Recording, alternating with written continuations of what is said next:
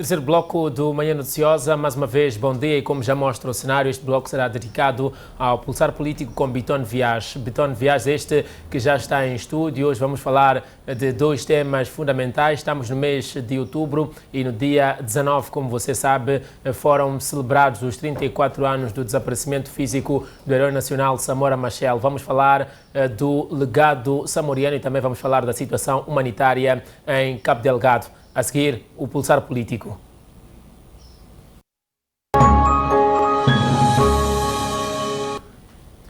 Biton Vias, muito bom dia. É bem-vindo ao Manhã Noticiosa.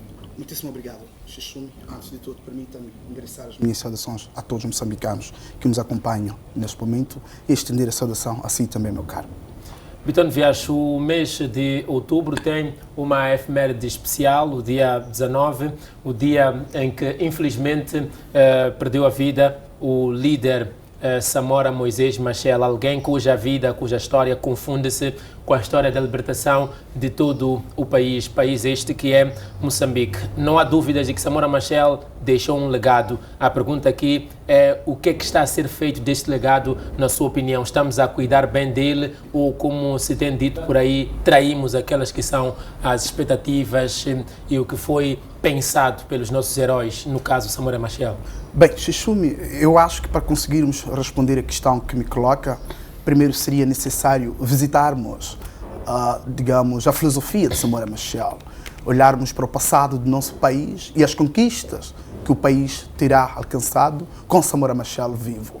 Falar de Samora Machel, não há sombra de dúvida, meu caro, que acima de tudo é olharmos para os caminhos que Samora quis que Moçambique trilhasse. Digamos, primeiro, o Moçambique que pudesse constituir uma referência a nível do sistema internacional. Não podemos esquecer, meu caro Xixumi, que Moçambique alcança a sua independência, acima de tudo, num contexto em que regionalmente tínhamos relações hostis. E Samora Machel fez de tudo para que essas relações hostis pudessem cessar, como forma de poder colocar Moçambique na rota na qual teria idealizado colocar. E na altura, acredito eu, meu caro Xixumi, uma das coisas que Samora Moisés Machel terá apostado como forma de tornar Moçambique num país não só competitivo, quer regionalmente, como também de forma sistêmica, foi apostar na educação dos seus quadros. É por isso que, se formos aqui a fazer uma análise profunda, vamos perceber que a famosa geração 7 de março foi uma geração que, em parte, herdeu a filosofia da educação do presidente Samora Moisés Machel. Mas fora esta lógica educacional, que não tenhamos sombra de dúvida que se temos o Moçambique que nós temos hoje, que do ponto de vista político e até econômico e até social terá sido construído, foi graças à geração 7 de março. Não querendo com isso negligenciar o papel que a geração 25 de setembro terá desempenhado, não é? Estamos a dizer que, claro, que tendo sido a primeira geração que terá contribuído na luta pela libertação do Estado moçambicano do jugo do colonialismo português, tivemos também uma geração considerada a 8 de março, esta que desempenhou um papel preponderante na construção do Estado moçambicano. Contudo, Xixumi, ainda existe aqui um grande legado que Samora Machel terá criado condições para que Moçambique se tornasse naquilo que ele teria idealizado. Qual foi esse legado, meu caro Xixumi? Falamos aqui do legado unitário, a questão da unidade nacional. Samora Machel terá pensado numa coisa que não podemos aqui descurar dela, Xixumi, a seguinte: a condição necessária para construirmos um Moçambique uno, indivisível, a condição necessária para que possamos construir um Moçambique que, sob o ponto de vista econômico, político, social e até cultural, fosse mais inclusivo, tínhamos que apostar na unidade nacional. Ou seja, não teríamos nenhum Moçambique próspero, não teríamos nenhum Moçambique com um desenvolvimento econômico e um crescimento econômico que pudesse proporcionar uma inclusão econômica de todos os moçambicanos se não tivéssemos apostado na filosofia da unidade nacional. nacional. E foi, acima de tudo, meu caro Chichumi, a filosofia da unidade nacional que fez com que os moçambicanos aceitassem o desafio de libertar o Estado moçambicano. E é incrível que esta filosofia terá sido bem aplicada devido a esta liderança sábia do saudoso presidente Samora Moses Machel. Libertamos a pátria em 75 e, mais uma vez, Samora acreditou que, se não darmos continuidade a este legado unitário, a este legado de unidade nacional, não teríamos o Moçambique que nós almejávamos como moçambicano. Tendo em conta os conflitos que existem hoje, este legado foi seguido ou nem por isso? É por isso que eu quero tentar aqui trazer essa história, para podermos compreender que a gênese em parte dos conflitos que hoje Moçambique assiste, não tenhamos sombra de dúvida, meu caro Chichumi, que tem a sua base na ideia da exclusão econômica, da exclusão social e até política, acima de tudo. Então, Chichumi, Samora Machel acreditava que não existiria nada que Moçambique pudesse conquistar se não primeiro uníssemos o povo moçambicano no seu todo. E Samora Moses Machel, meu caro Chichumi, de forma sábia terá conseguido, na altura, não vamos dizer que consolidou-se a ideia da unidade nacional, porque, a priori, mesmo na Primeira República, a ideia de unidade nacional teve também seus problemas, mas vão se agudizando na Segunda República e na Terceira República. E hoje, Chichumi, por exemplo, os conflitos que nós assistimos, se formos a ver, em parte tem esta base ou tem na ideia da exclusão econômica a razão da sua essência. Por que eu digo isso? Chichumi, os moçambicanos acreditaram que, após a libertação do Estado moçambicano, teríamos um Moçambique mais inclusivo. Teríamos um Moçambique cujas oportunidades que a independência iria nos conceder seriam distribuídas de formas equitativas. As riquezas do Estado moçambicano e que, acima de tudo, Moçambique poderia apostar numa filosofia após a morte de Samora, dando continuidade ao seu legado no que tange a educação.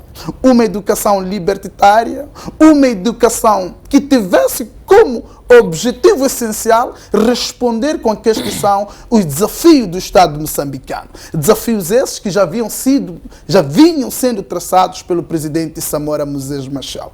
Infelizmente, me parece que, após a morte do presidente Samora Machel, grupos foram surgindo. Ou seja, dividimos o Estado moçambicano. O Estado moçambicano terá se distanciado da filosofia unitária desenhada pelo presidente Samora Machel e abraçado uma filosofia de exclusão social. Quem poderá ter criado este divisionismo, tendo em conta que há relatos recentes que têm estado a surgir que dão conta de que Samora Machel até tentou ter um acordo de paz muito antes de 92, mas há alas que não aceitaram. Hoje, com as condições que estão no país, atribuímos a culpa a essas alas ou a toda a sociedade no geral, aos partidos políticos? Eu acredito, meu caro Chichumi, que se tivéssemos, a priori, feito uma análise profunda no legado que Samora terá deixado, eu acredito que essas alas, em parte, poderiam ter dado continuidade ao legado samoriano. E parece que as alas sempre existiram. As alas sempre existiram, sem sombra de dúvida. Aliás, o dualismo sempre caracterizou a evolução da humanidade. Mas o que acontece é que, na altura, ou quando o presidente Samora Machel ainda vivo, conseguia, no mínimo, refrear os interesses dessas alas.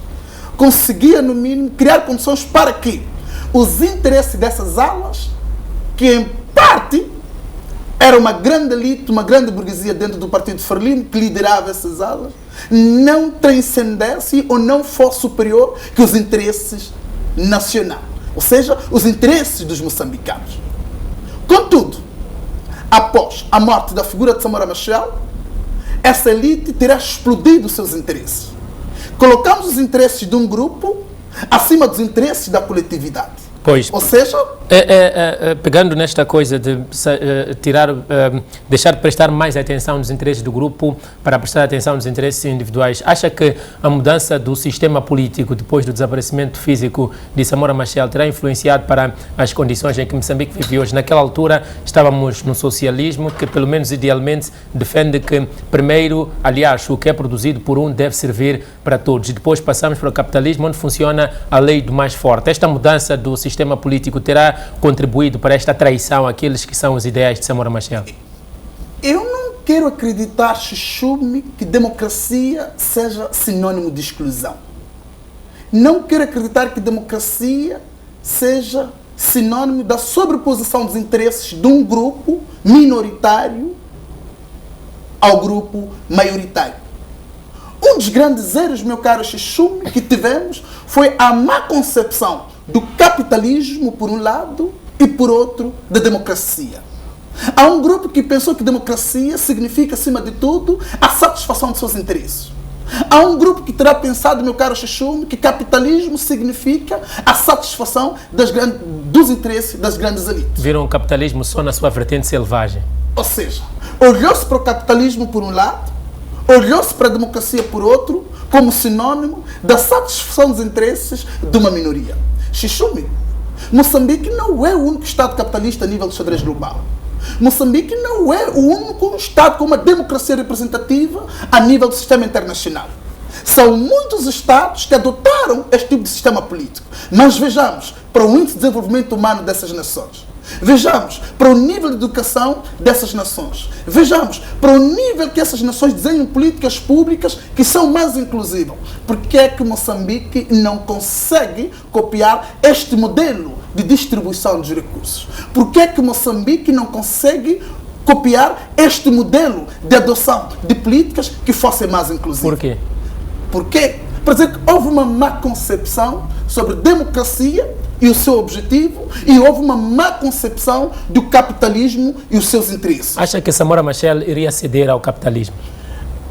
Não tenho sombra de dúvida que Samora Machel iria ceder ao capitalismo. Deixe-me só voltar um pouco aqui à história, Chuchume, apesar de que não gosto de fazer isso, mas deixe-me só voltar aqui. Chuchume, como a definição da história diz que ela nos ajuda a entender o presente, então fique à vontade. Se formos olhar para a política externa de Moçambique, sobretudo após a adoção do socialismo no terceiro congresso do Partido Frelimo, em 1977, vamos compreender aqui que, em parte, a adoção do socialismo terá criado inimigos, não só a nível regional, como também a nível sistêmico. A nível sistêmico, por quê? Porque Moçambique herda a sua independência num mundo bipolarizado. Se adotasse o socialismo, automaticamente entrava em contradição profunda com os países... Herdor. Neste caso, com os países que haviam adotado o sistema capitalista. Pois. E com a adoção desse sistema do socialismo, Moçambique até teve conflitos com a própria União Soviética. Por quê? Quando realmente Moçambique negou de satisfazer um dos interesses, porque quando se adota o socialismo, em parte tu tinhas que montar uma base, digamos que uma base naval da URSS na altura, e Moçambique negou a implementação desta base no porto de Nacala. Então, o que é que terá acontecido? Os países do leste fecham em parte ou congelam as relações com Moçambique. E isso numa altura em que as nossas relações com a África do Sul também se encontravam agudizadas, devido a um role conception da nossa política externa, que na altura era o de bastão da revolução. O que é que significa isso? É que Moçambique acreditava que, sendo o bastão da revolução, tinha que ajudar todos grupos ou todos os movimentos de luta de libertação. A ANC na África do Sul e outros grupos. Então, ao adotar esse tipo de role conception na sua política externa, criou inimizades profundas com o regime de Ian Smith, e isso terá em parte feito com que este regime apoiasse alguns grupos insurgentes em Moçambique. Entretanto, esses todos os fenómenos terão congelado em parte a economia de Moçambique. Porque o apoio da África do Sul ao movimento armado, neste caso a Renamo na altura, por via da luta de desestabilização econômica, que adotaram como instrumento por efeito, agudizou a nossa situação. E Moçambique não tinha outra alternativa se não abrir seus caminhos de porta até as instituições da Bretton Woods. Mas só que os americanos colocaram aí uma condição para o efeito, meu caro Chuchum. Qual é que foi a condição? É que as instituições da Bretton Woods, nomeadamente o Fundo Monetário Internacional e o Banco Mundial, não tinham como ajudar Moçambique num contexto em que tinha uma situação de instabilidade. E a condição que os Estados Unidos colocam, ou as instituições colocaram, é que Moçambique tinha que criar condições para que tivesse paz em primeiro lugar. E qual era a condição? Não há sombra de dúvida que seria a assinatura do Acordo em Comate. Neste caso, este acordo que vinha a ser celebrado em março de 86, se não estou em erro. Então, Moçambique assina este pacto de não agressão com uma condição para poder chegar nas instituições da Bretton Woods. E assinando este pacto de não agressão e de boa vizinhança com a África do Sul, automaticamente nós teríamos o apoio da África, das instituições da Bretton Woods. E a partir do momento que tu tens o apoio das instituições da Bretton Woods, meu caro, não há sombra de dúvida que uma das condições que eles colocam é o capitalismo. E quem é que realmente estava na vanguarda deste processo? Era o presidente Samora Moses Machel, em parte. Então, e lá fora era o grupo beligerante da Rússia. Pois.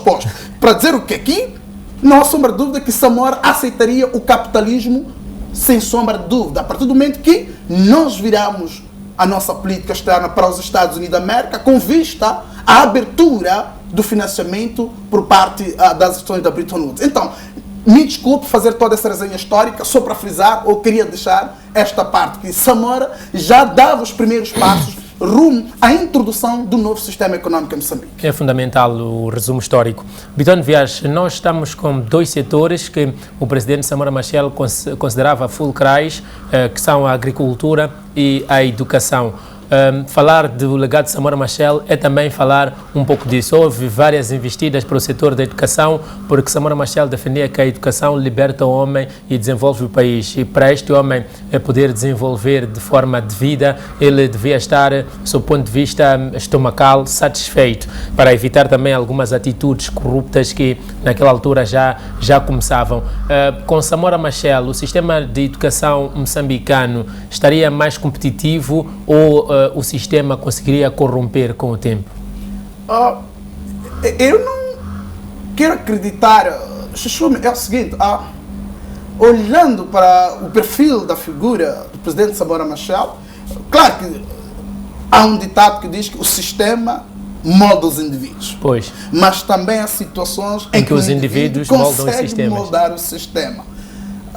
Se talvez Samora estivesse vivo, quero acreditar que teríamos uma resposta cabal a essa questão, porque não quero acreditar que, claro... Mas o que é que lhe fazem, lhe fazem concluir, sim, os primeiros passos que ele deu nesse âmbito, no que toca ao desenvolvimento da agricultura e também da educação? Não, é que Samora acreditava no caro Chuchum. Primeiro, Moçambique tem cerca de 54 milhões de hectares de terras arráveis. As últimas estatísticas mostram 54 a 56 milhões de hectares de terras arráveis. Ou seja, terras propícias para a prática da agricultura. E era preciso que se aproveitasse essas oportunidades que o solo concedia aos moçambicanos. E Samora acreditava que, fazendo da agricultura, neste caso, a base da economia moçambicana, porque não tenho sombra de dúvida, que desde a primeira Constituição e até esta recente atualizada, a agricultura é a base do desenvolvimento. Por que é a base do desenvolvimento? É preciso que aqui encontremos variáveis que sustentem isso. O fato de Moçambique ter terras propícias para a prática de um conjunto, ou para a produção de um conjunto de produtos que podem trazer valor ao Estado moçambicano. Ter mais de 60% da população a viver na zona rural. Sem sombra de dúvida. E é nesse espaço rural onde esta prática tem lugar. Mas o que acontece é que, meu caro Chuchum, dificilmente nós teremos uma agricultura que possa, no seu verdadeiro sentido e não institucional, constituir a base da nossa economia. Por quê? Não basta simplesmente ter a terra. Há outros condimentos necessários para que esta terra possa realmente gerar ganhos para o Estado moçambicano. Do que valerá, meu caro Chuchum, termos a terra se não termos o mercado para a venda dos produtos produzidos. Do que valerá termos a terra e não termos via de escoamento. Estão aí os projetos Sustenta e ADIN. Esperamos, porque foram tantos projetos no setor da agricultura, meu caro. Tivemos a questão das antrópicas, para não mencionar outros projetos que em parte falharam. Nos últimos anos houve pelo menos 3. O ProAgri, houve Terra Segura, depois houve o ProSavana. O ProSavana. Foram projetos que, em parte, de forma institucional, eram um grande ganho, mas as lideranças eram outras. Não estou com isso querendo dizer que não. O projeto Sustenta possa também ser continuidade desses projetos fracassados. Porque, enfim, agora, no mínimo, há aqui variáveis que mostram que estamos sim a caminho da sustentabilidade deste projeto que se chama Sustenta, não é?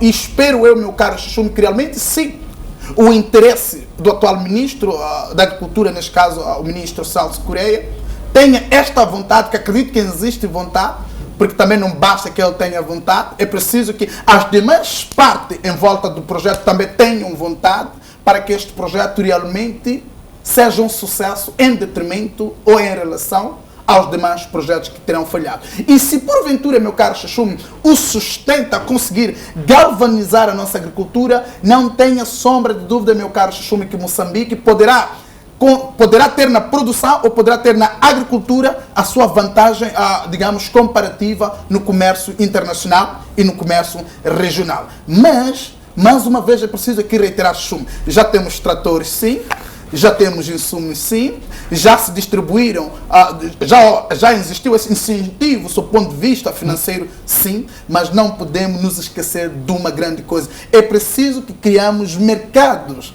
para podermos agregar toda a produção. É preciso que criemos vias de escoamento para que possamos realmente escoar todos os bens. É preciso que também, em parte, meu caro Chuchum, o incentivo, acima de tudo, à produção, do ponto de vista financeiro, também seja colocada, porque sem isso, meu caro, sem mercado, sem via de escoamento, acima de tudo, meu caro Chuchum, acredite que não iremos lograr benefício algum, ao mais que Sustenta tem essa variável de galvanizar a nossa produção. E outra coisa que é um dado muito essencial, é preciso olharmos aqui para os tipos de produção. Se for a ver, se o moçambicano hoje prefere, em parte, comprar o tomate sul-africano, apesar do mesmo produzir localmente, o que o faz... Fator qualidade. Fator qualidade. Não basta termos insumos. Bitton, os insumos devem ser também de qualidade. Já a caminho do finalzinho deste tema, sobre o legado samoriano, olhando para o contexto do país, no ponto de vista de educação, do ponto de vista da agricultura e depois os conflitos que passaram a ser a nossa característica, o que é que acha sobre o legado que Samora Machel deixou? Este legado, faço-lhe mais uma vez esta pergunta e peço que faça um resumo aqui, um resumo mesmo breve. O que é que acha que está a ser feito do legado de Samora Machel, tendo em conta a situação em que o país está e os ideais que ele defendia? Chuchum, eu hei de resumir a resposta na abordagem sobre a filosofia da educação. Samora disse uma coisa muito essencial na altura: fazer da escola uma base para o povo tomar poder. E hoje nós fizemos da escola uma base para a coisificação das massas. Digo isso porque a escola não pode ser uma prisão. A escola e a educação, acima de tudo, Chuchum, não podem ser tidos como dois fatores que não respondem com os desafios que um Estado desenha, meu caro Chuchum. Quero dizer o que é com isso? Se tivéssemos adotado uma filosofia libertária, uma educação libertária e desenvolvimentista, acima de tudo, meu caro Chuchum, não tenhamos sombra de dúvida que Moçambique estaria no patamar na qual todos almejamos. Hoje, moçambicanos falham projetos no setor energético devido à educação que não conseguiu responder com estes desafios. Então, eu acho que aqui houve-se uma ruptura em termos de legado. O que Samora pensou não é o que hoje testemunhamos como moçambicano. a filosofia de uma educação libertária, políticas públicas com uma dimensão inclusiva, políticas públicas com uma dimensão de distribuição de recursos de forma equitativa, sofreram ou sofrem um momento de refriamento, ou seja, um momento de ruptura. Hoje, nós temos políticas públicas extremamente lindas, mas que não respondem com os anseios dos moçambicanos. Hoje até temos currículos educacionais extremamente lindos, mas que não respondem com os anseios dos moçambicanos. Então, aí está o grande problema. Há uma necessidade de se repensar tudo isto, meu caro Xixi. Então, Vias, outra pergunta para a qual peço uma resposta rápida e não podemos ignorar, tem que ver com a forma como o Samora Machel morreu. É uma pergunta que muitas vezes se tem feito e nos últimos dias têm surgido algumas informações adicionais. A morte de Samora Machel, o que é que lhe parece? Um acidente ou assassinato? Eu quero acreditar, Xuxume, que infelizmente não tenho base para dizer se pode ter se tratado de um assassinato ou mesmo de um acidente. Mas não é possível que até hoje não conseguimos, ou o Estado moçambicano não tenha criado condições para encontrar a caixa negra do avião. Até hoje não se conhece o paradeiro da caixa negra. E isso não é daqueles casos em que os políticos preferem deixar que certos anos passem para evitar uma crise social. Não quero acreditar, Xixume. É que Xixume, do avião, para descobrir-se qual é que foi a razão do despenho do mesmo, é a caixa negra. Cadê a caixa negra? E se sabe onde o avião caiu, há imagens disso? Sabe-se muito bem. E o local é histórico, Xixume.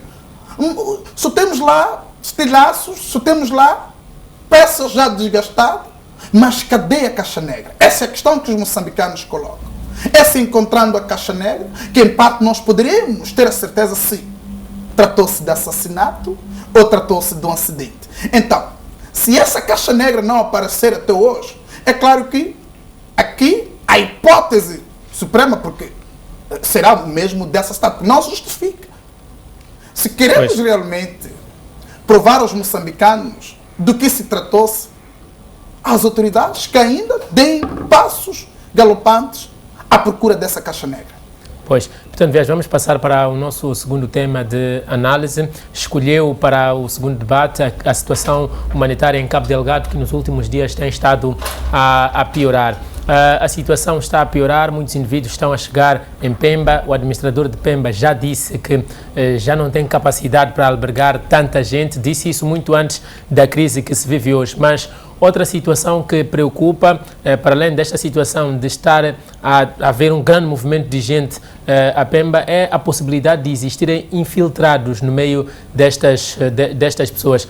O que é que nos garante que no meio destes indivíduos não há insurgentes e que trabalho devia ser feito para garantir que são mesmo cidadãos de bem e que isto não vai resultar numa tomada de Pemba? Meu caro Xixume, primeiro permita-me dizer o seguinte: precisamos virar os canos da ajuda, da solidariedade, da empatia à província de Cabo Delgado. E, acima de tudo, a todos os distritos que são ou que estão, neste momento, sobre o escombro do conflito. Não tenho sombra de dúvida, meu caro Xixume, que devido à fragilidade em parte das nossas instituições, sobretudo ligados ao serviço de inteligência, Xixume, ainda podemos viver uma situação de termos que lidar com infiltrados no seio dos que são mesmo assolados pela crise humanitária. E isso, em parte, pode até mesmo contribuir para que esses infiltrados estudem melhor as estratégias, se misturando com a comunidade assolada pelo conflito, de como pode-se tomar a província de Pemba. E quais são os caminhos? O primeiro caminho que aqui desenho, o primeiro cenário que desenho, é a necessidade dos serviços secretos, serviços de informação acima de tudo, estejam presentes entre aqueles grupos. Contudo, Xixume, é preciso que haja muita seriedade, porque já assistimos grandes casos em que dos insurgentes foram encontrados moçambicanos que serviam o sistema. Quando me refiro que serviam o sistema, serviam o Estado moçambicano. Moçambicanos que eram militares na altura, que devido às razões que todos nós sabemos, acabaram se filiando a esses grupos. Se existir aqui realmente uma vontade, um trabalho muito sério, um patriotismo acima de tudo, que não é corruptível ou que não é corrompido, meu caro Chum, podemos em parte ter essa capacidade de ter o controle e monitorar todos aqueles que se encontram naquelas regiões. Falando em controle, há uma dúvida que sempre salta à vista quando se fala desta situação de Cabo Delgado. Há muito mais gente deslocada e a chegar a Pemba, onde já não há condições para acolher gente, e o governo está sempre a falar de controle. Afinal, de que tipo de controle se está aqui a falar? Se há zonas que estão a ser praticamente todas elas tomadas pelos insurgentes e as pessoas são obrigadas a fugir das suas áreas de residência? E uma coisa muito interessante que acontece no meio disso tudo, Xixume, é que algumas pessoas, uma vez não acomodadas nas zonas criadas por efeito, acabam emigrando para outros pontos. São residências locais, são zonas próximas. E isso, em parte, pode permitir essa distribuição dos insurgentes, que irão usar esses pontos como espaço de recolha de informação e de estudo da região, neste caso, do espaço. O Estado moçambicano deve tomar muita atenção, acima de tudo, sobre as casas, que algumas são usadas para albergar as pessoas que fogem. É preciso que os serviços de inteligência se reconectem aos líderes locais. Não tenha sombra de dúvida. Aliás, os primeiros agentes da informação devem ser os líderes locais. Os líderes locais devem conceder informação ao governo local, às instituições locais. Quem são as pessoas que não são nativas ou que não são desta região, mas que a este momento estão nessas regiões. Se não existir esta comunicação entre os líderes locais e as instituições do Estado naquele local, podemos aqui, meu caro Xixume, abrir espaço para que os próximos ataques aconteçam mesmo na região ou na zona ou em Pemba. Porque ninguém controla. Quem chega à Bahia, chega cada um da sua forma, cada um chega do barco que conseguiu apanhar, e quando chega ninguém faz vistoria, o indivíduo tem acesso total à cidade. É aquilo que eu digo, uma das estratégias, meu caro, em tempos de conflito... Parece que ainda não estamos a controlar bem as entradas marítimas, tendo em conta que os insurgentes têm usado muito essa via para colocar logística e tudo o que precisam dentro do Estado moçambicano. É um trabalho, e mais uma vez vou retirar isso, Xixume, é um trabalho muito sério que deve-se fazer, porque realmente o espaço marítimo nos últimos tempos constituiu-se uma via de entrada dos insurgentes. E agora nós pensamos que apenas são os locais, os nativos, que fogem das zonas de conflitos, que usam a via marítima para poderem chegar a Pemba. Este é um grande erro. Há um trabalho que o Ministério da Defesa e o Ministério do Interior e os serviços de inteligência devem fazer a nível daquela zona. Há um controle muito sério que se deve fazer naquela região. E, acima de tudo, deve-se fazer também uma busca de dados sobre as pessoas que vão se acomodando nas zonas não oficiais de acomodação dos que sofrem por esta crise. Porque existem locais dos refugiados. Um bairro criado, mas que mesmo, pelo fato de não conseguir albergar tamanha população que vai... Só ontem chegaram mais de 1.800. 1.800. E para onde é que vão essas pessoas? Outras acabam, populações vizinhas, abrem suas residências para receber essas pessoas. Qual é a certeza que nós temos, Xixume, que essas pessoas, que a população circunvizinha do local, ou da zona dos refugiados, não sejam insurgentes. Agora, o apoio que o Estado moçambicano tem estado a pedir é meramente humanitário, mas as organizações humanitárias têm estado também a dizer que está muito difícil trabalhar em Cabo Delgado. E com esta situação da crise humanitária a se agravar, o que é que falta, afinal, para que se peça ajuda, se calhar um pouco mais contundente, tendo em conta o cenário que é uma ajuda militar? Xuxume, não tenhamos sombra de dúvida que estamos mesmo numa altura de pensar seriamente nesta hipótese. Ademais, já tivemos o apoio militar. Digo, sob o ponto de vista de entrada exatamente. Forças estatais. Exatamente.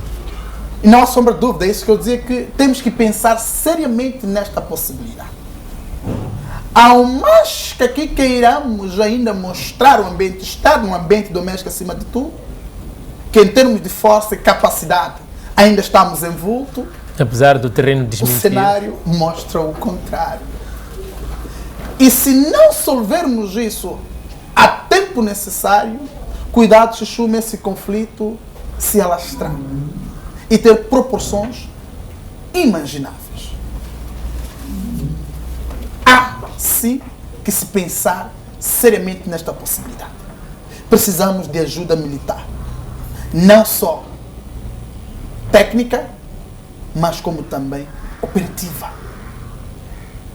Como é que olha para a postura de algumas empresas que estão a explorar algumas zonas de Cabo Delgado, algumas delas que têm sido alvo de ataques? Por exemplo, a Total construiu um grande muro para proteger a área que vai explorar. Isto não é limitar também algumas zonas que as comunidades podiam usar para se refugiar dos ataques? A Total tem seus interesses, como qualquer instituição, e obviamente que há uma necessidade de proteção dos seus interesses.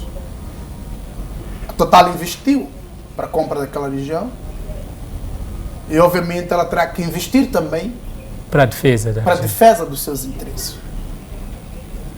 Quero eu acreditar que, se haver essa possibilidade, ou se as capacidades securitárias por parte da Total serem possíveis para também poder assistir demais regiões, quero acreditar que a Total pode também abrir esta possibilidade. De todas as formas, a responsabilidade continua a ser do Estado. A responsabilidade é do Estado. Em primeiro lugar, meu caro Xuxu. A responsabilidade securitária, sob o ponto de vista tradicional de estudo de segurança, é do Estado e não das organizações. Portanto, as organizações protegem os seus interesses, porém o Estado é que é obrigado a proteger os interesses do povo. Portanto, Viegas, muito obrigado por ter estado connosco neste pulsar político, mais uma vez aqui no Manhã Noticiosa. Muitíssimo obrigado, Xuxu. Muito obrigado a si também que esteve desse lado a acompanhar-nos. Nós voltamos amanhã, aliás, na segunda-feira, pontualmente às 7 horas. A seguir vem Tatiana Sumburani, Juntos pela Manhã. Fique com ela, fique informado e fique entretido. A informação e o entretenimento estão também em permanência na Rádio Mais, na frequência de 94.1 FM. Muito obrigado pela preferência e até a próxima.